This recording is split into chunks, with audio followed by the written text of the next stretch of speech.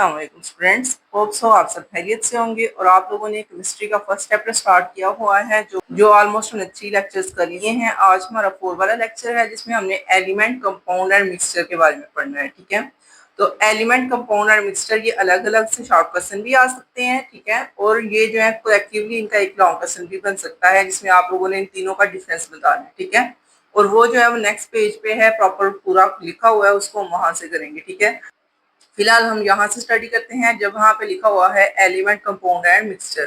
तो इस टॉपिक में आप लोगों को 3 शॉर्ट क्वेश्चन मिलेंगे। एलिमेंट का शॉर्ट क्वेश्चन है, कंपाउंड का है और मिक्सचर का है। ठीक है, तो एलिमेंट में आप लोगों को सबसे पहले पता होना चाहिए कि केमिस्ट्री में एक प्रॉपर पीरियोडिक टेबल बना होता है जिसमें तमाम एलिमेंट्स लिखे होते हैं। ठीक है, वो आपका ऑलमोस्ट मेरे हाल में 4 चैप्टर में इन्होंने दिखाया हुआ है। मैं आपको सबसे पहले वो एक दफा दिखाती हूँ कि आपका पीरियोडिक टेबल होता किस तरह से है, उसमें कौन कौन से एलिमेंट्स होते हैं जिनके बारे में आज आप लोगों ने पढ़ना है। उनके नाम्स आप लोगों को बताए जाएंगे, उनके नेम्स क्या है और उनको सिंबॉलिकली किस तरह रिप्रेजेंट किया जाता है। तो एक दफा आपको पीरियोडिक टेबल दिखाती हूँ, फिर हम यहाँ से स्टार्ट करते हैं। ठीक है, तो यहाँ पे ये पेज नंबर 47 के ऊपर चैप्टर 3 के एंड पे बनाया गया पीरियोडिक टेबल। जो हमारी पहली वाली केमिस्ट्री की बुक होती थी ना, उसमें स्टार्टिंग पे ही था ये पीरियोडिक टेबल का एक पेज होता था, लेकिन अब इन्होंने चेंज कर दिया है। तो इस वजह से मैंने ये खुद से ढूंढा था। मैंने कहा आपको दिखाऊंगी कि हमारा जो पीरियोडिक टेबल है ये किस तरह का है और इस पीरियोडिक टेबल में कौन कौन से एलिमेंट्स हैं। ठीक है, यहाँ पे आपको ये जो हीलियम, लिथियम वगैरह ये वाले पीरियोडिक टेबल में ये एक लाइन है, ये अलग एलिमेंट्स हैं, इनकी प्रॉपर्टीज अलग हैं, इनके जो है फॉर्मूलाज डिफरेंट हैं। ठीक है, उसी तरह ये बाकी भी बने हुए हैं। इस साइड पे जो है नोबल गैसेस का एक टेबल होता है जिसमें हमने नोबल गैसेस सारी इकट्ठी लिखी होती है। ठीक है, तो उसको आपने रीड करना है। ये तमाम एलिमेंट्स ही होते हैं। ठीक है, इसमें एक को उन्होंने यहाँ पे वाजिया करके बता दिया कि एलिमेंट क्या क्या क्या है हमारे पास। एटॉमिक नंबर हमने लिखा होगा, यानी कि हर एक ब्लॉक में जो भी एलिमेंट लिखा हुआ है उसका साथ में उन्होंने एटॉमिक नंबर लिखा होगा। इस साइड पे उन्होंने लिखा होगा atomic mass unit. Atomic mass unit का मतलब है कि एटम का वेट कितना है। ठीक है, तो टोटल यहाँ पे वेट भी बताया जाएगा। इस साइड पे वेट लिखे हुए हैं, छोटे छोटे लिखे हुए हैं, नजर नहीं आपको आ रहे होंगे, लेकिन आप अपनी बुक से एक दफा देख लीजिएगा। इस साइड पे एटॉमिक नंबर लिखा होगा, इस साइड पे एटॉमिक मास यूनिट लिखा होगा, नीचे उसका नाम लिखा होगा क्लोरीन, और उसका सिंबल जिस तरह हमने उसको शो करना है वो Cl है। ठीक है, ये सिंबल है।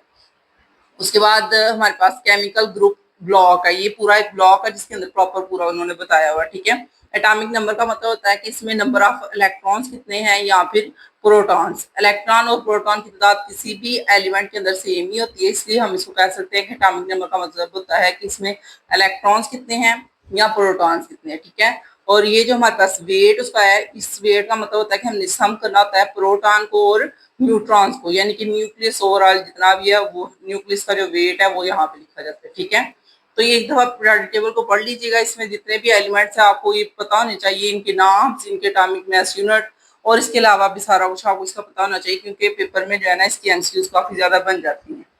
अभी हम अपने उसी टॉपिक पे वापस आते हैं जिसको हम रीड कर रहे थे।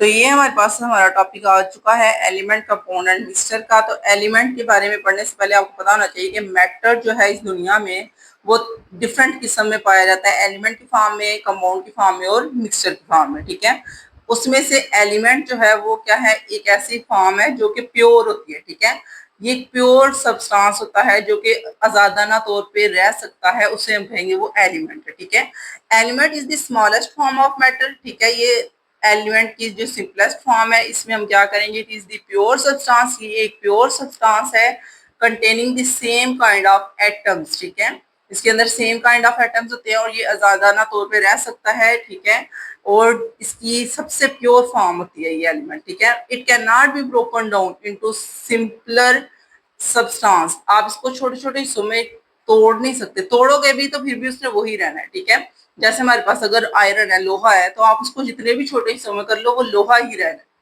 वो कुछ और तो नहीं बन सकता। ठीक है, इस वजह से हम कहते हैं कि ये प्योर फॉर्म है। बाय ऑर्डिनरी केमिकल रिएक्शंस, वही बात कि आप इसको तोड़ के ब्रोकन करके भी देख लेंगे फिर भी इसमें वही रहना है। तो आपका ये शॉर्ट क्वेश्चन एलिमेंट का यहाँ से लेके यहाँ तक आपने करना है। ठीक है, इसके बाद जो है ना एमसीक्यूज बन रही है कुछ, ये एमसीक्यूज बन सकती है कि क्या हम इसको तोड़ के छोटी फॉर्म में कर सकते हैं।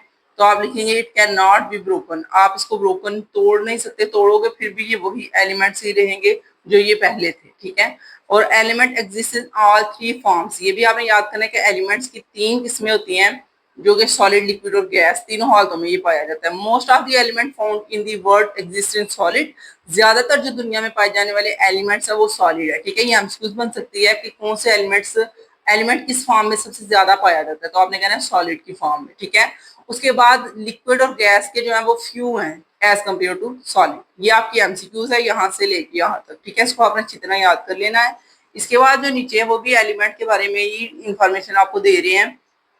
जब आपके पास शॉर्ट क्वेश्चन आपने राइट करना है तो एलिमेंट की आपने यहाँ से यहाँ तक राइट करना है। उसके बाद आप ये भी बता सकते हैं, या ये आपने एमसीक्यूज के तौर पे तो ये दोनों याद करने ही है। इसके अलावा आप शॉर्ट क्वेश्चन में भी लिख सकते हैं एक्स्ट्रा पॉइंट के तौर पे, जिससे आपको मार्क्स ज्यादा मिलने के चांसेस होते हैं। ठीक है, एलिमेंट्स में भी मेटल, एलिमेंट मेटल भी हो सकता है और नॉन मेटल, या फिर नॉन मेटल भी हो सकता है, और मेटलॉइड जो दोनों का मिक्सचर होता है मेटल का और नॉन मेटल का, उसको मेटलॉइड कहते हैं। ठीक है, ये एमसीक्यू आ सकता है कि मेटलॉइड क्या है, तो आपने बताना है कि मेटलॉइड मिक्सचर होता है मेटल का और नॉन मेटल का। एंड और नोबल गैस, यहाँ फिर एलिमेंट नोबल गैस की शक्ल में भी होता है, जो आपने पीरियोडिक टेबल में देख लिया है।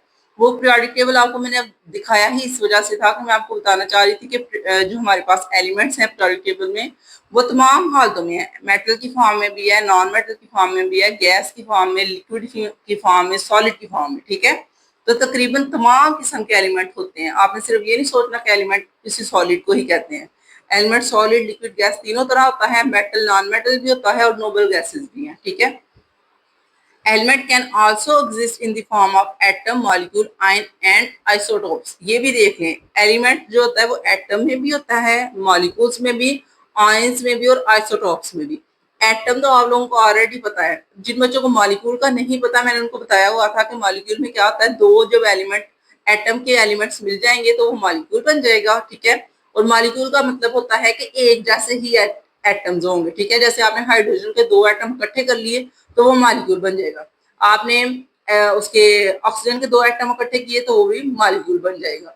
लेकिन जब आयन की बात आती है तो आयन का मतलब होता है जब वो किसी भी चीज के ऊपर पॉजिटिव या नेगेटिव चार्ज आ जाता है। ठीक है, जैसे आपने ऑक्सीजन के ऊपर 2 पॉजिटिव लिख दिया, इसका मतलब है कि ऑक्सीजन के अंदर से 2 इलेक्ट्रॉन निकल गए हैं। ठीक है, और जब आपने नेगेटिव लिखा है इसका मतलब है कि आपने उसके अंदर इलेक्ट्रॉन्स ऐड किए हैं। ठीक है, उसके बाद आ जाता है आइसोटोप। तो आइसोटोप का मतलब होता है ये प्रोटॉन की क्वांटिटी कम ज्यादा होने को शो करता है आइसोटोप। ठीक है, तो ये आपने आइसोटोप का इंशाल्लाह आगे भी पढ़ना है, तब आपको इसके शॉर्ट क्वेश्चन क्लियर हो जाएगा। आयंस भी आपने आगे पढ़ने हैं।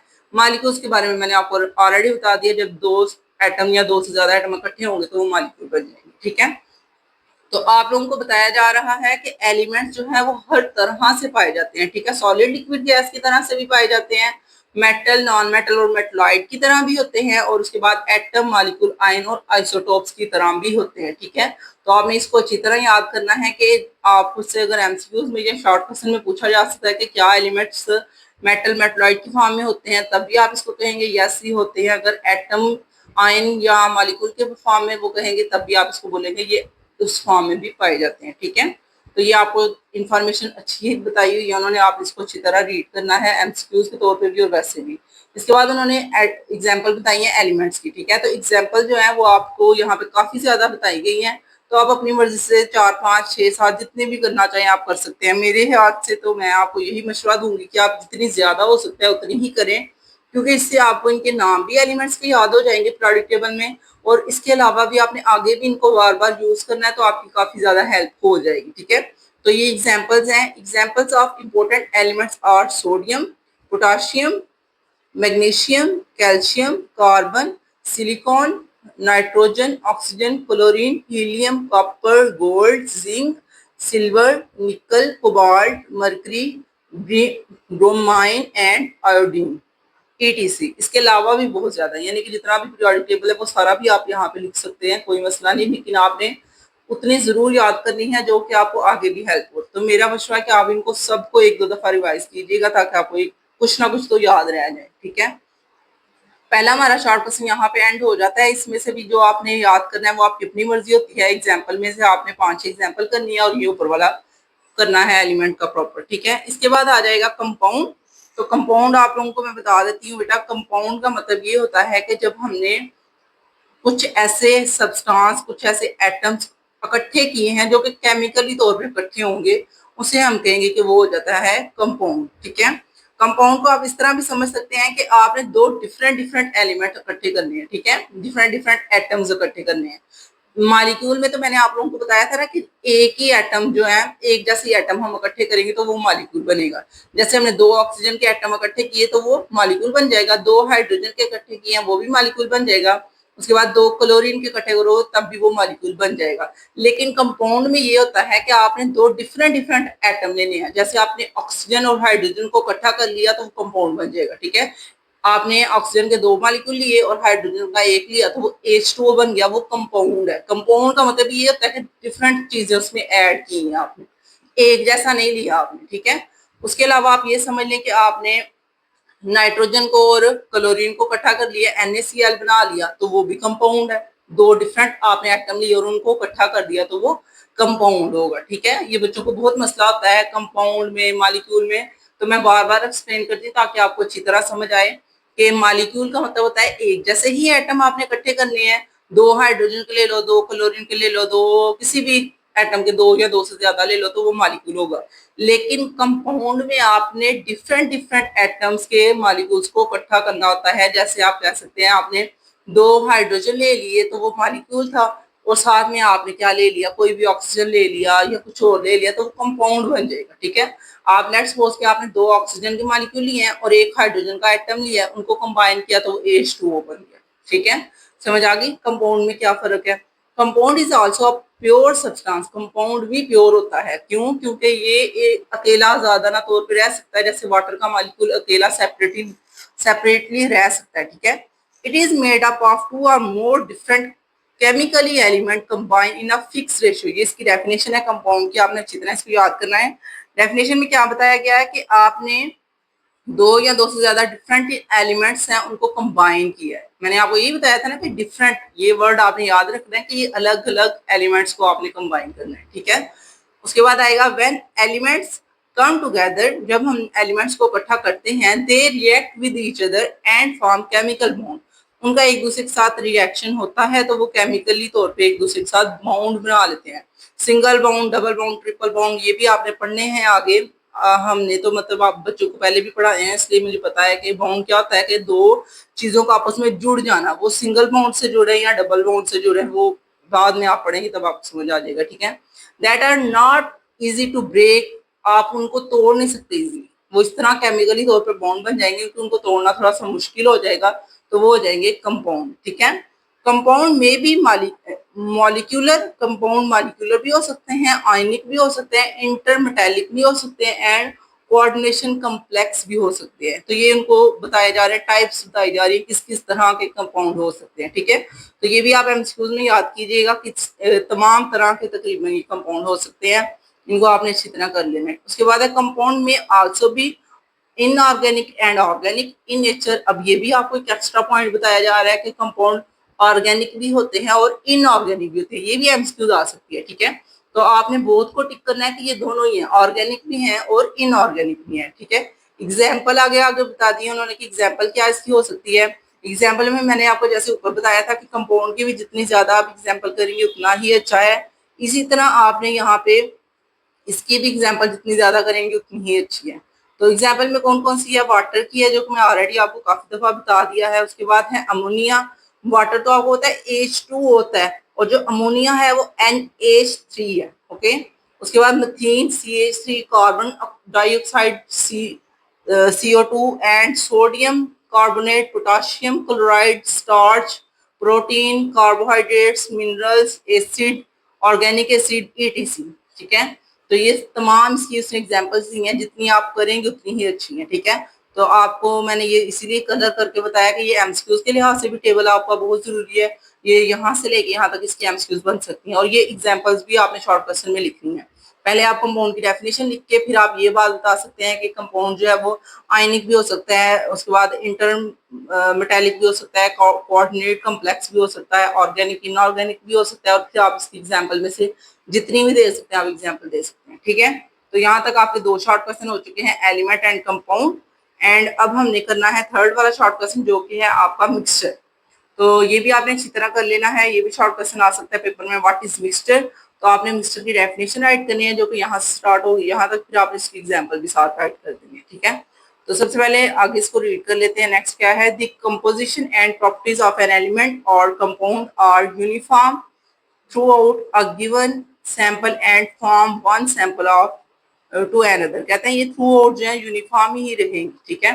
तो तब हम उसे कहेंगे कि वो हमारे पास क्या है, वो कंपाउंड है। लेकिन मिक्सचर में इस तरह होता है कि वो यूनिफॉर्म नहीं रहती, ठीक है। डिफरेंट डिफरेंट चीजें कंबाइन करें तो वो हमारे पास मिक्सचर बन जाता है, ठीक है। जैसे आपने सलाद वगैरह रखा हुआ है तो सलाद के अंदर आपने वो काट लिया है, प्याज भी काट लिया, टमाटर भी काट लिया, उसके बाद खीरा काट लिया, बंद गोभी काट ली। तो ये तमाम चीजें जब आप मिक्स करके रखते हैं तो कहीं जगह पे ये होता है कि खीरा ज्यादा होता है, कहीं जगह पे वो गोभी ज्यादा होगी, बंद गोभी, और कहीं पे वो प्याज ज्यादा होगा। तो ये मिक्सचर है, ये प्रॉपरली तौर पे एक दूसरे के अंदर मिक्स नहीं हुआ, ठीक है।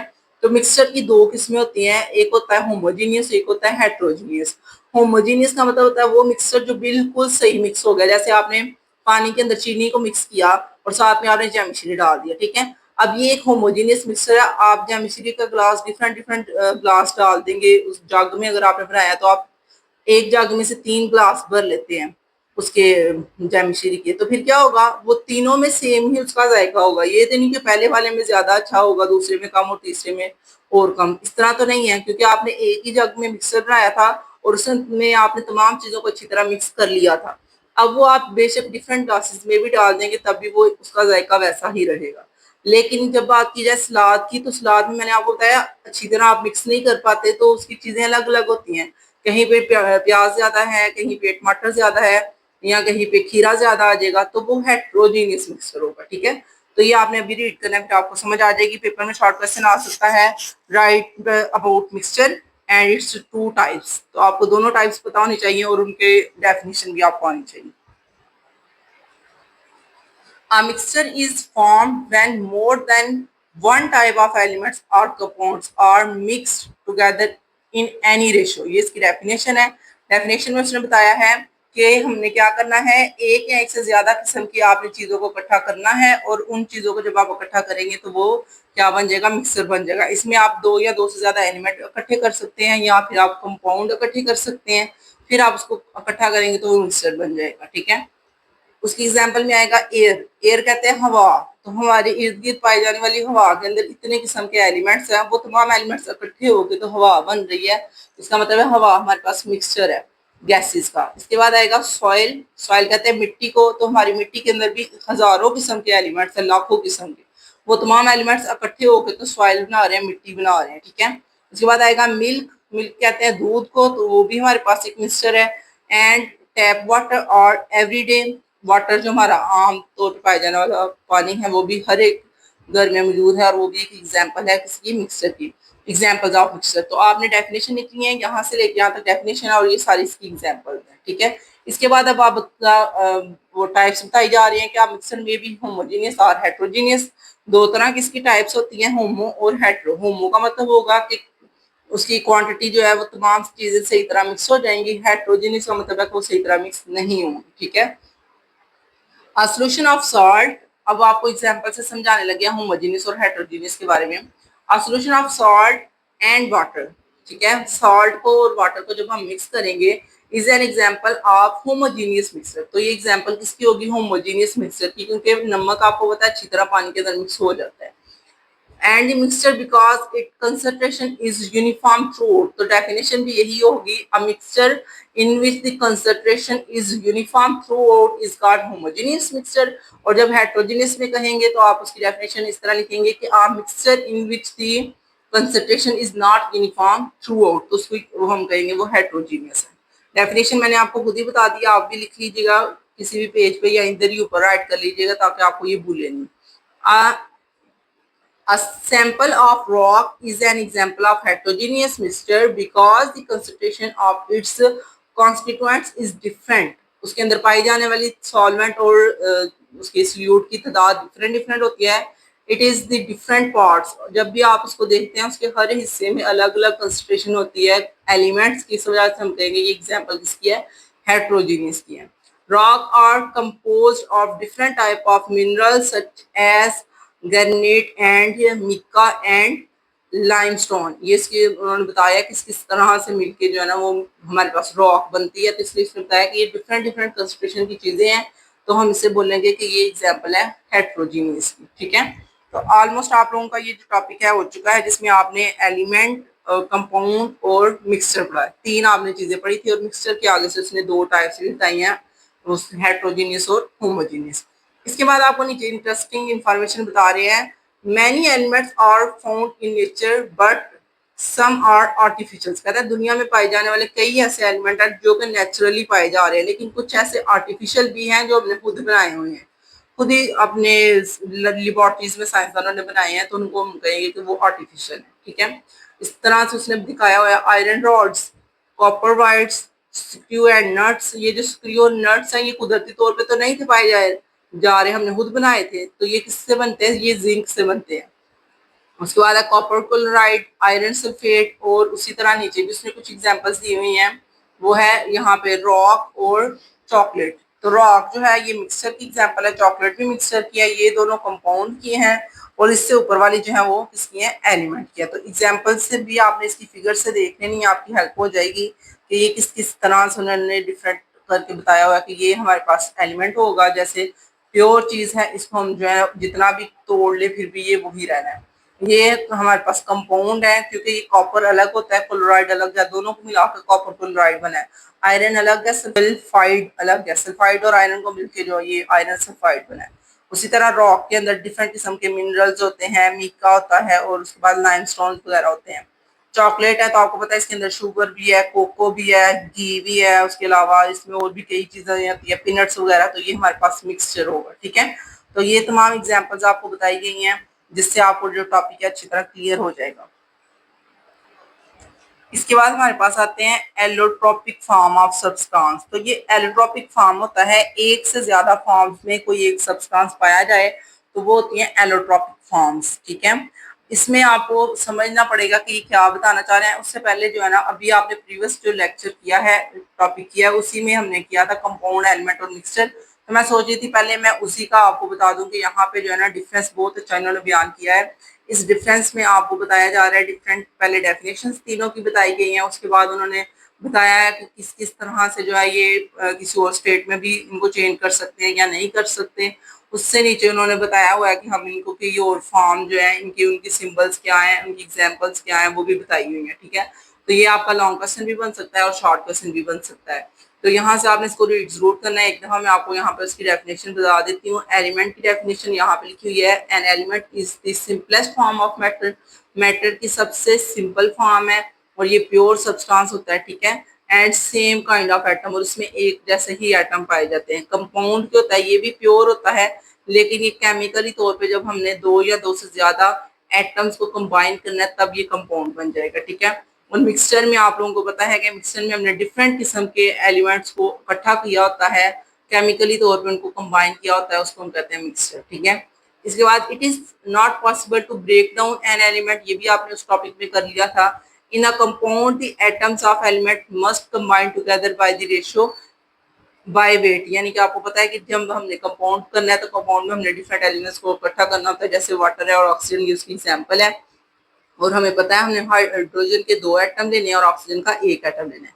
इसके बाद है each component of a mixture retain its identity and specific property. कहते हैं कंपाउंड में हम चीजों को इकट्ठा तो कर लेते हैं, लेकिन उनकी प्रॉपर्टीज या उनकी जो है ना आइडेंटिटी वो नहीं बदलती, वो वही रहती है।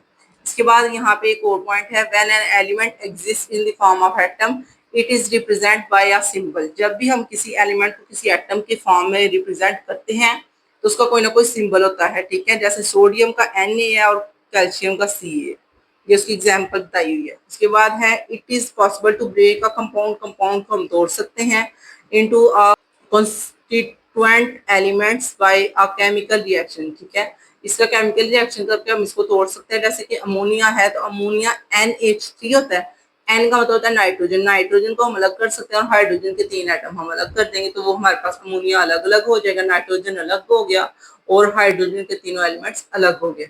इसके बाद है मिक्सचर में भी होमोजेनियस और हेट्रोजेनियस। तो ये भी आपको मैंने बताया हुआ था, होमोजेनियस क्या होता है, हेट्रोजेनियस क्या होता है, उसकी एग्जांपल्स भी यहाँ पे दी गई हैं। इसके बाद नीचे आ जाता है हमारे पास नेक्स्ट वाला टॉपिक है, यहाँ पे gaseous element exist in the form of independent molecule. तो गैस के जो होते हैं वो इंडिपेंडेंट होते हैं, जैसे नाइट्रोजन है और ऑक्सीजन है।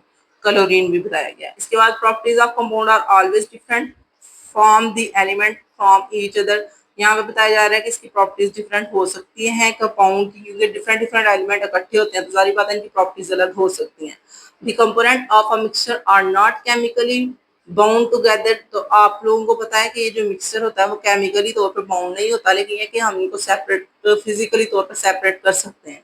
जैसे आपको मैंने बताया था कि अगर आपने सलाद को डिफरेंट डिफरेंट चीजें काट के सलाद बनाया है, आप सलाद में से प्याज को अलग कर सकते हो, आप खीरे को अलग कर सकते हो। इसका मतलब है कि हम मिक्सचर में से चीजें अलग कर सकते हैं, दोबारा उनकी पहली जैसी हालत में उनको लाने की कोशिश कर सकते हैं फिजिकल तौर पे अलग करके, ठीक है। तो यहाँ पे आप लोगों को इसका जो है प्रॉपर उन्होंने लॉन्ग क्वेश्चन के तौर पे भी करके बता दिया है डिफरेंस में। नेक्स्ट भी उन्होंने साथ एग्जाम्पल्स दी हुई हैं। तकरीबन यहाँ तक जो है ना आपका टॉपिक वो कंप्लीट वही वाला है। अगेन बस ये है कि उन्होंने सेंटर में लाइंस लगा के इसको सेपरेट आउट करके अलग अलग बताया हुआ है, ठीक है। तो नेक्स्ट जो है आपका ये वाला लेक्चर था, इसको मैं दोबारा करवा देती हूँ। एलोट्रॉपी क्या था हमारे पास? एलोट्रॉपी में मैंने आपको बताया था कि जब हम किसी भी एक एटम एलिमेंट को दो या दो से ज्यादा उसकी स्टेट्स में रख लेते हैं तो वो एलोट्रॉपी होती है। एलिमेंट में भी exist in more than one structural form. Structure कहते हैं उसकी एक जैसी शक्ल नहीं हो सकती, उसका स्ट्रक्चर चेंज भी हो सकता है, ठीक है। Which can exhibit quite different physically and chemical properties, और फिर उसकी वजह से उसकी फिजिकल और केमिकल प्रॉपर्टीज भी बदल जाएंगी।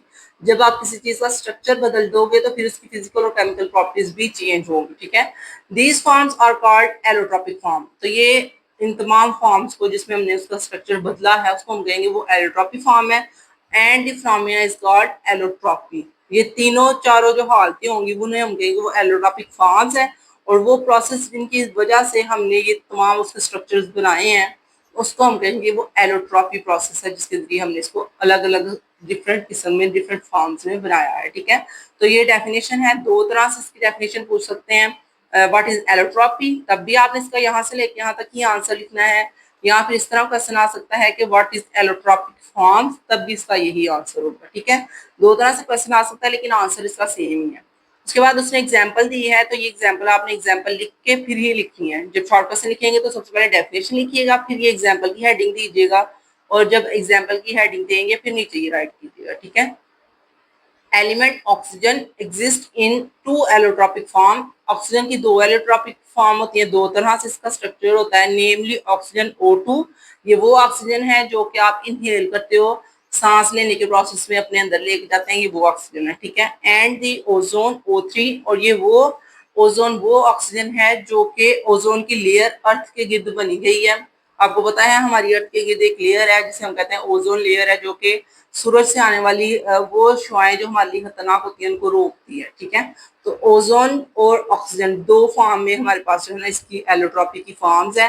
तो ये दोनों ही आपको बताना चाहिए शॉर्ट क्वेश्चन के लिहाज से भी और एमसीक्यूज के लिहाज से भी, क्योंकि इसका शॉर्ट क्वेश्चन बन सकता है कि ऑक्सीजन की एलोट्रॉपी फॉर्म्स बताएं, right forms of oxygen, allotropic forms of oxygen, तो आपको ये दोनों बतानी पड़ेंगी। इसके बाद आ जाता है कार्बन का भी शॉर्ट क्वेश्चन आ सकता है। Similarly carbon exist in three main allotropic form. तो इसका शॉर्ट क्वेश्चन बन सकता है कि right the allotropic forms of carbon, तो आपने कार्बन का लिखना है, या हो सकता है इन दोनों का कंबाइंड शॉर्ट क्वेश्चन बन जाए कि right allotropic form of carbon and oxygen, तो आपने ये दोनों ही बना देनी है, ठीक है। तो जिस तरह से भी क्वेश्चन पेपर में आ सकता है मैं आपको हर तरह से उसका बताती रहती हूँ ताकि आपको समझ आ जाए।